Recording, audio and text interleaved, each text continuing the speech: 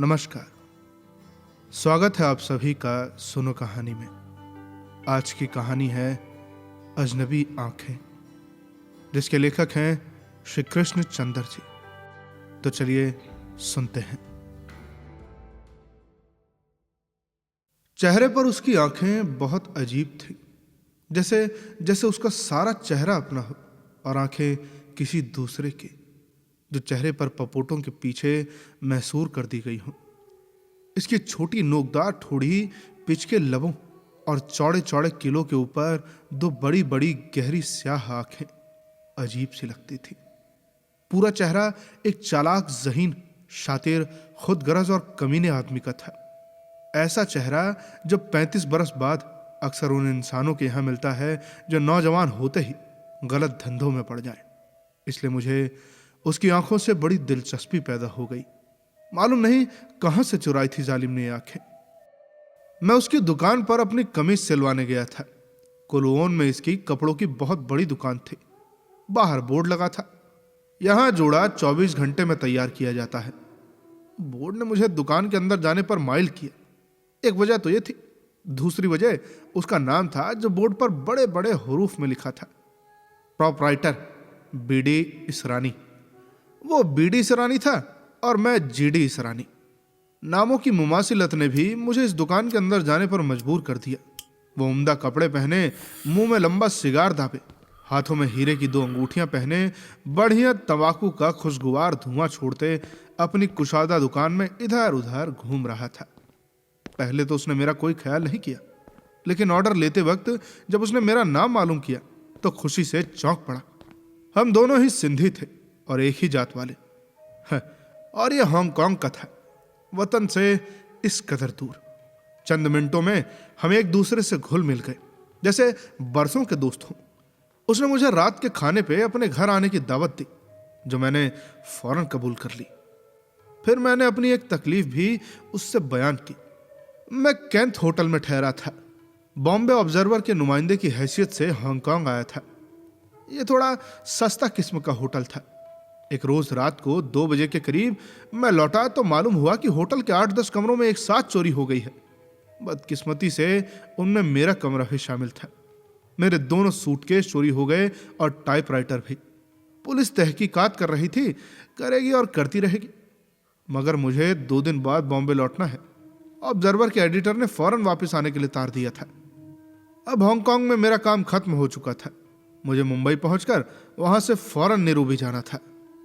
भाईजान, मुझे कुछ रकम चाहिए, मैंने बीडी इसरानी से कहा, मगर मैं अब उसके एवज में सिर्फ अपना चेक पेश कर सकता हूं, 100 भी हिंदुस्तान के बैंक का। कितनी रकम चाहिए? उसने पूछा।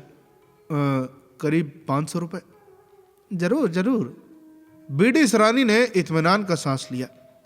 अरे मेरे साथ चलो, मैं अभी बैंक से अपनी गारंटी पर आपका चेक कैश कराए देता हूं, या खुद रकम दे दूंगा। यहां हम सिंधियों का अपना एक बैंक है।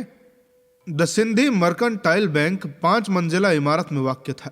बीडी इसरानी ने मुझे बताया कि बैंक की इमारत का मालिक वही है। 11,000 रुपए किराया हर महीने आता है। वो बैंक का डायरेक्टर भी है। 500 रुपए दिलवाकर उसने मुझसे कहा, अच्छा, शाम के ठीक 6 बजे मेरी दुकान पर आ जाना। घर जाने से पहले थोड़ा सा घूम फिर लेंगे। तो भैया मैं शाम के ठीक 6 बजे उसकी दुकान पर पहुंच गया। वो पहले ही से मेरी राह देख रहा था। दुकान के मुलाजिमों को हिदायत देकर वो मेरे साथ बाहर निकला। दुकान के बाहर बादामी रंग की एक मर्सिडीज खड़ी थी। हम उसमें बैठ गए। वो मोटर बहुत तेज चला रहा था, मगर गाड़ी के ब्रेक बहुत उम्दा थे। उसका चेहरा छोटा मगर जिस्म बहुत मजबूत था। खास तौर पर उसके हाथ बड़े मजबूत और बालों से भरे दिखाई देते। खूबसूरत जोड़े के अंदर उसका जिस्म जरूर किसी बिन मांस या गोरीले का रहा होगा। वो राह चलते चलते सीटी बजाता, किसी खूबसूरत चीनी लड़की के करीब जाकर अपनी तेज मोटर एकदम धीमी करके उससे चीनी जबान में कुछ कहता, फिर हंसकर आगे चल देता। उसके लबो लहजे से मालूम होता था कि नाशाइस्ता फिक्रे कस रहा है। किसी चीनी लड़की से पीटे नहीं क्या अब तक? मैंने पूछा। अरे यहाँ किसमें हिम्मत है जो इस रानी को पीटे? अरे ये गली मेरी है। तुम्हारी कैसे है? इस गली के सब गुंडों को मैं जानता हूं। यहां मेरे 2 जुआ खाने चलते हैं, देखोगे? हाँ, देख लेंगे। सामने क्राकरी की दुकान, पिछवाड़े जुआ खाना, दोनों के दरमियान जाए हाजत का एक लंबा कमरा, जिसके अंदर 2 अधेड़ उम्र के चीनी छोटे छोटे तौलिए लिए खड़े थे। वो इस रानी को तो पहचानते ही थे, इसलिए मुझे जुआ खाने में घुसते हुए किसी दिक्कत का सामना नहीं करना पड़ा। मगर दूसरे ग्राहकों के लिए कोडवर्ड था। इस जुए खाने में वही जा सकता था जिसे वो खुफिया लफ्ज़ मालूम होता, वरना बस हाजत दूर करे और वापस हो जाए। मैं हर काम बड़े स्टाइल से करता हूं। बीडी इसरानी ने मुझे अपना जुआ खाना दिखाते हुए कहा।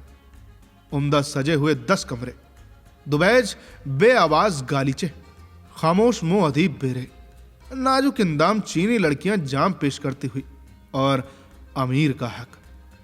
यहाँ हाई क्लास जुआ चलता है, सिर्फ गिने चुने गाहक यहाँ आते हैं। रोज रात को $2,500-3 हजार मुझे यहाँ से मिलते हैं।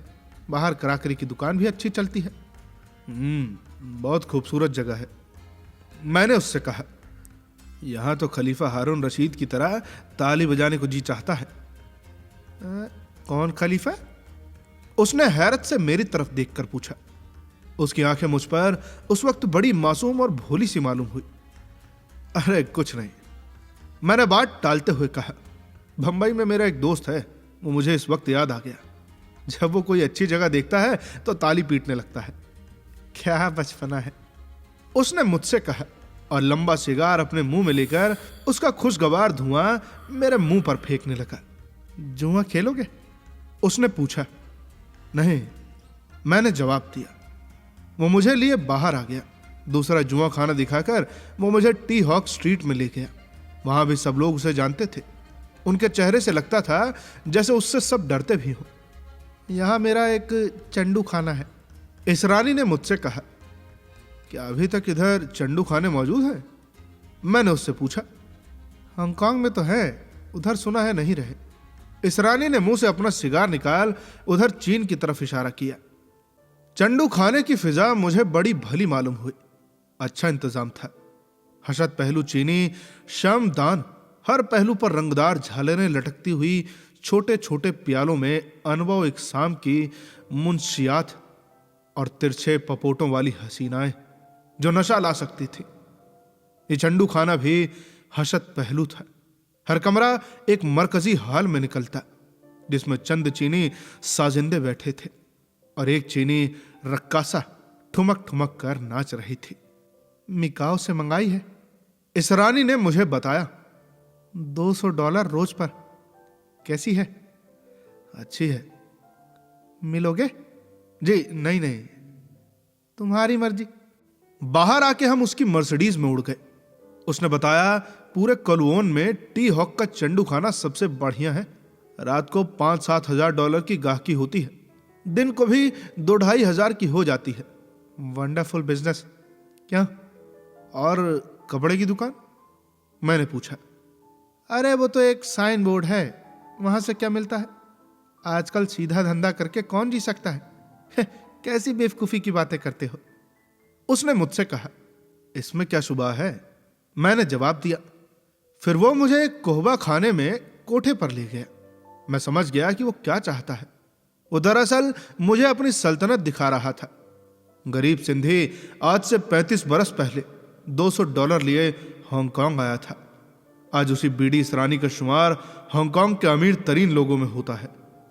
ऐसे ऐसे मेरे 6 हैं, उसने पहला कोहबा खाना दिखाते हुए कहा। अच्छा, कोई लड़की पसंद आई? अरे क्या तुमको लड़कियां पसंद नहीं?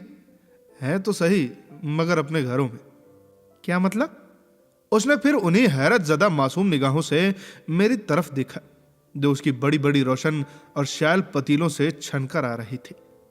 इस लम्हे वो निगाहें बहुत पाकीज़ा थीं। सर्दियों की पहली बर्फ की तरह वो मेरे चेहरे पर गिर रही थी। मैंने तशरीह करना मुनासिब न समझा।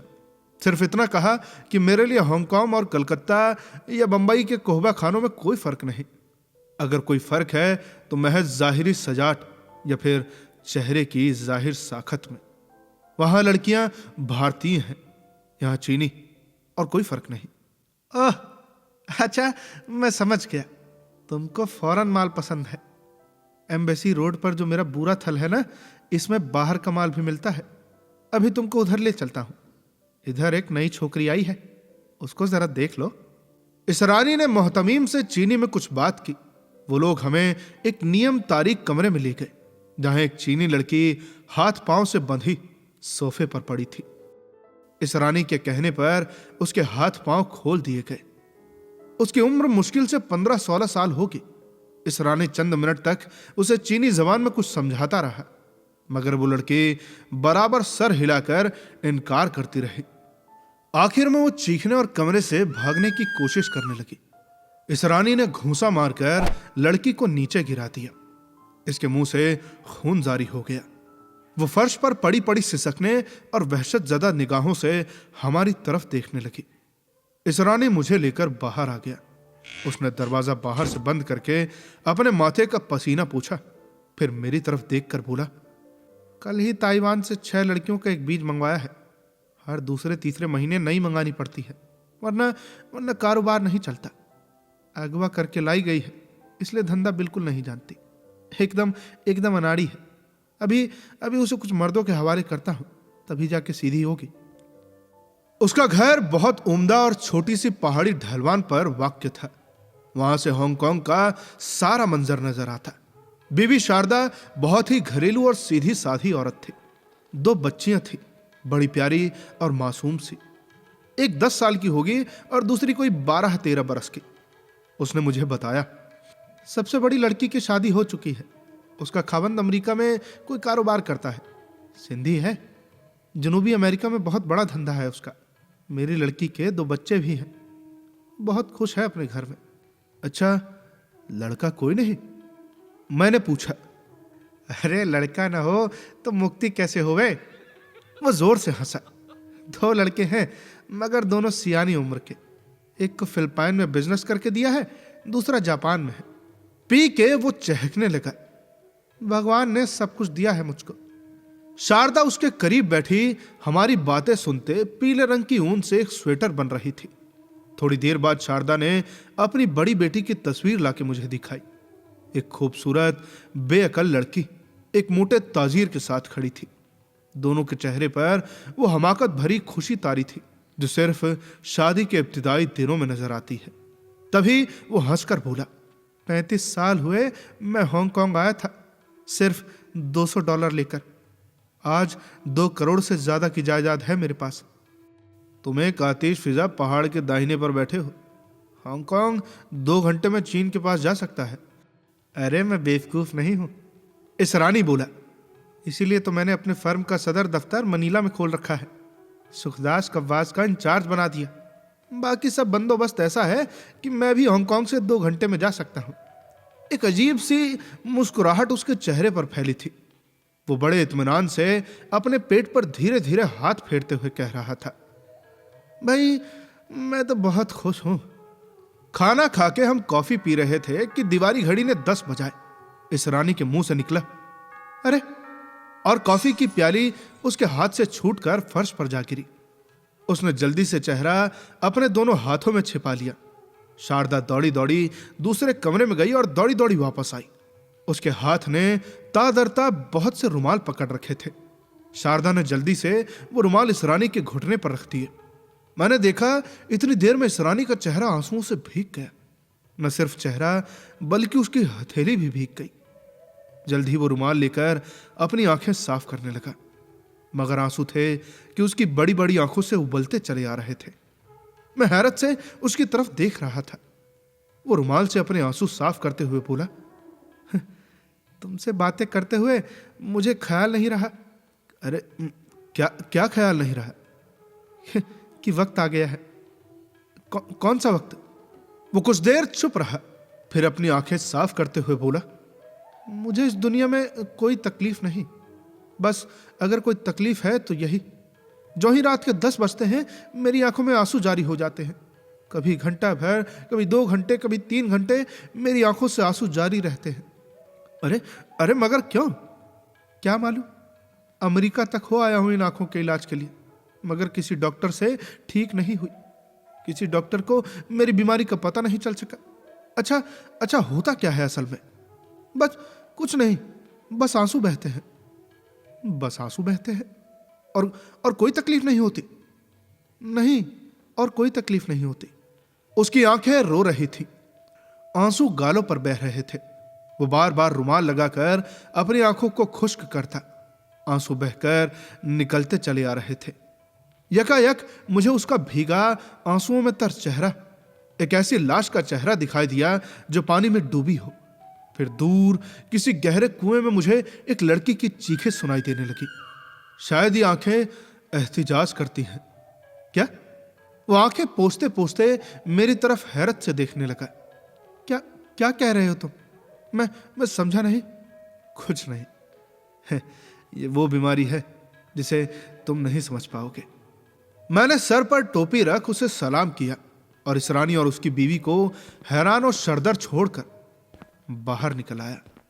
कुहबा खाना की लड़की अब हंस रही थी। तो कैसी लगी आपको ये कहानी? हमें कमेंट में जरूर बताएं और साथ ही साथ बताएं कि आगे आप कौन सी कहानियां सुनना चाहते हैं। मिलते हैं आपसे अगली कहानी में। तब तक के लिए सुनते रहिए सुनो कहानी की अन्य कहानियां। धन्यवाद।